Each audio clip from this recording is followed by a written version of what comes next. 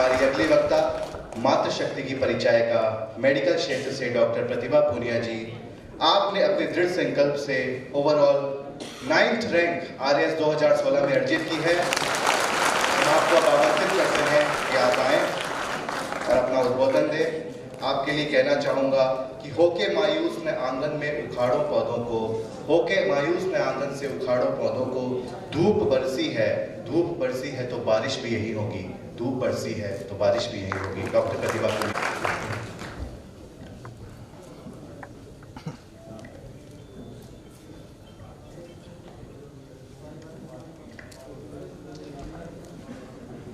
Hello, मंचासीन सभी वरिष्ठ जनों को प्रणाम और मेरे सभी साथियों को नमस्कार।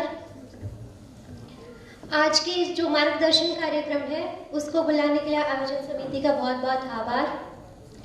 यूनिवर्सिटी से मेरा पहले कोई परिचय नहीं रहा है ज़्यादा, सिर्फ 2 बार आने का मौका मिला है, पहला धरने के टाइम और दूसरा आज जो बुलाया।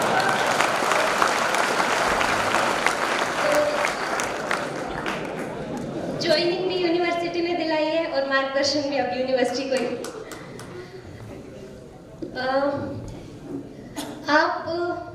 आप सबको बेसिक आइडिया तो होगा सिविल सर्विसेज का, क्योंकि बातें तो बहुत सारी है, बट आप लोगों को जो मार्गदर्शन चाहिए उसी की बात करें तो ज़्यादा बेहतर होगा। यहाँ पे शायद आपको कुछ ऐसे लोग भी हो जिन्होंने सिविल सर्विसेज बिल्कुल परिचित नहीं है सिविल सर्विसेज के नेचर से, उनको मैं बता दूं कि RS एग्जाम के 3 चरण होते हैं, प्रारंभिक परीक्षा, मुख्य परीक्षा और उसके बाद इंटरव्यू।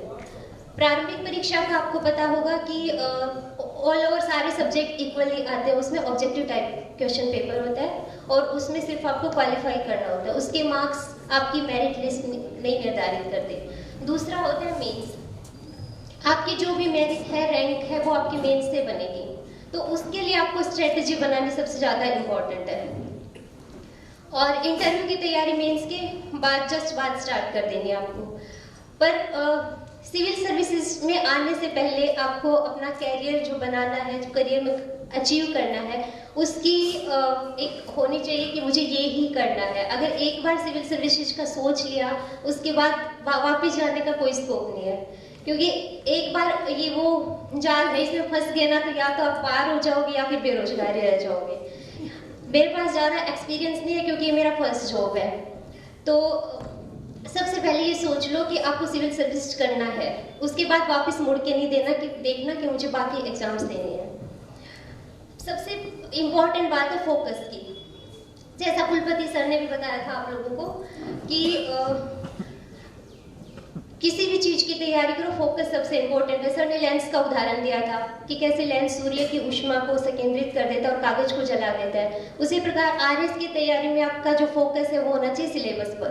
जो आपका पाठ्यक्रम है उसको सबसे पहले देखो और जो पुराने ईयर्स के क्वेश्चन पेपर है उसको अच्छे से पढ़ लो और पाठ्यक्रम देख के आप पूरा मन में बैठा लो कि ये चीज़ें इंपॉर्टेंट है। उसके बाद आप जो भी बुक्स पढ़ते हो, न्यूज़पेपर पढ़ते हो या कोई स्टोरी बुक पढ़ रहे हो, कहानी, कविता, कुछ भी पढ़ रहे हो, बट आपके ध्यान में होना चाहिए कि ये मेरे एग्जाम के लिए इंपॉर्टेंट है। ये वाली चीज़ न्यूज़पेपर में सिर्फ ये पेज मेरे काम का है और ये वाली पोएम है, ये वाली स्टोरी बुक है, ये मेरे पेपर में मदद करेगी। तो ये आपको सिलेबस का थोड़ा मतलब आप अध्ययन कर लोगे एक बार, उसके बाद ही समझ आएगा। 2-3 बार जितनी बार है सिलेबस को रिवाइज करो अच्छे से। और अगर आप सोचते हो कि खेल खेल में सिविल सर्विस निकल जाएगा, जैसा मतलब नहीं होता ऐसा, जनरली बहुत लकी वंस होते हैं जिनका ऐसे नॉर्मली निकल जाता है, उसके लिए मेहनत आपको करनी पड़ेगी, उसका कोई विकल्प नहीं है।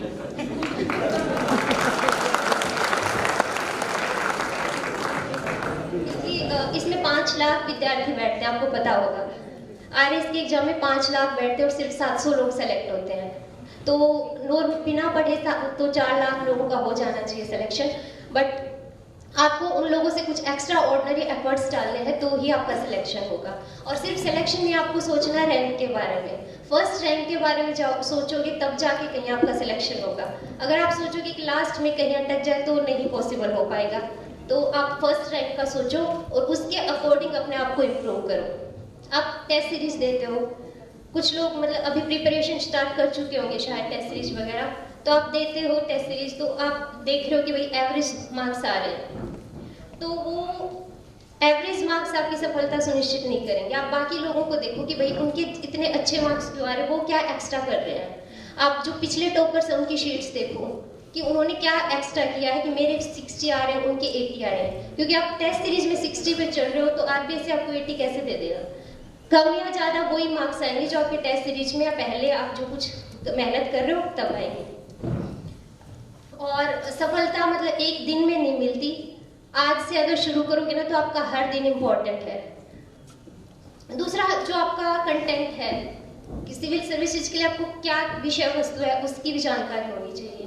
कि अभी जैसे सोशल मीडिया है, फेसबुक है, गूगल है, बहुत सारी अथाह कंटेंट है, उसमें से आपके काम की क्या चीज़ है वही ढूंढना है आपको।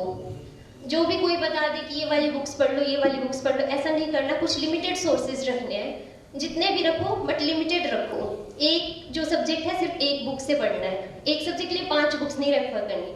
कई लोग गलती करते हैं ये कि परफेक्शन चाहिए। परफेक्शन कुछ नहीं होता।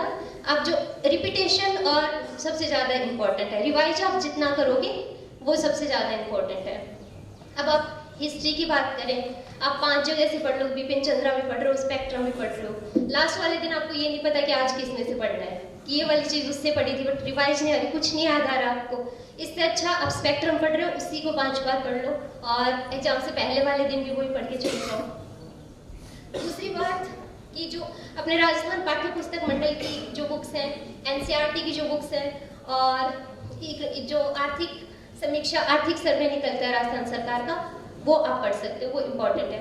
और करंट अफेयर्स आजकल एग्जाम में बहुत ज़्यादा पूछा जाने लग गया, तो करंट अफेयर्स के लिए राजस्थान के लिए आप दृष्टि पढ़ सकते हो, हिंदी मीडियम वाले, और इंग्लिश मीडियम वाले क्रॉनिकल पढ़ सकते हो। और एक मूमल आती है और क्रोनोलॉजी, राजस्थान क्रोनोलॉजी, बिल्कुल पतली पतली बुक्स आती हैं।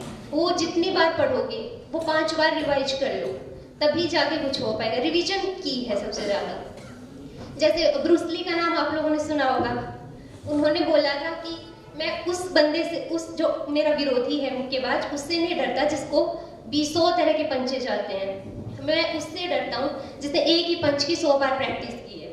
तो सबसे ज़्यादा रिवीजन मस्ट है इस एग्जाम के लिए। और सबसे इम्पोर्टेंट विश्वास होना चाहिए खुद पे। कोई कुछ भी बोले, अगर आपको अंदर से पता है आप क्या हो और क्या कर सकते हो, कोई बाहर वाला नहीं बता सकता आपको। आप बाहर वाला आपके बारे में उतना ही जान सकता है जितना आप उसको बता रहे हो। आप क्या हो ये सिर्फ खुद को पता है, और आपकी कितनी पॉसिबिलिटीज है, आप में कितनी संभावनाएं छुपी हुई है, वो सिर्फ आपको पता है। आपको खुद अपने आप से ढूंढ के निकालना है कि मेरा इंटरेस्ट किस चीज़ में है। अगर आपको लग रहा है कि पैसे कमाने हैं या कुछ और करना है तो आप बिजनेस करो, स्टार्टअप करो। और अगर आप गाँव में रहते हो और अगर आपको लगता है कि भाई फैसिलिटीज़ नहीं पहुँच रही, जो सरकारी योजना है उनका लाभ नहीं पहुँच रहा, जनता परेशान है, और अगर आपको उनके लिए कुछ करना है तो सिविल सर्विसेज में स्वागत है आप लोगों का। तो आप उसकी फिर जब आपने ठान लिया तो अच्छे से तैयारी शुरू करनी है। और जो अपना आपका ग्रुप होगा उस पर सबसे ज़्यादा ध्यान दो। आप जितनी भी पढ़ाई कर लो, अगर आपका जो ग्रुप है वो सपोर्टर नहीं है, पॉजिटिव नहीं, पीपल नहीं है आपके चारों तरफ, तो फिर सफलता थोड़ी संदिग्ध हो जाती है। ऐसे लोगों का ग्रुप बनाए जो आपको मोटिवेट करें और जिनसे आप डिस्कशन करें। जब मैं प्रिपरेशन करती थी तो मेरा ग्रुप तो नहीं बोलेंगे, 2 लोग ही थे हम, तो जो भी हम डिनर कर रहे तो भी हम लोग पर्यायवाची ये सब हिंदी में जो आता है वो सब पढ़ रहे होते थे। वो मेरे से पूछती, मेरी फ्रेंड थी, और हम दोनों का सिलेक्शन हो गया। तो ये सब आपको करना है। और अंत में सभी को उज्जवल भविष्य की शुभकामनाएं और धन्यवाद।